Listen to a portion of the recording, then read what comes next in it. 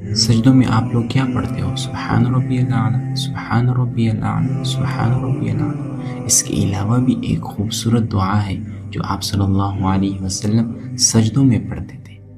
حضرت ابو ہریرہ رضی اللہ تعالیٰ عنہ بیان کرتے ہیں کہ نبی کریم صلی اللہ علیہ وآلہ وسلم اپنے سجدوں میں یہ دعا کیا کرتے تھے: اللہم اغفر لی ذنبی کلہ دقہ وجلہ وأولہ وآخرہ وعلانیتہ وسرہ۔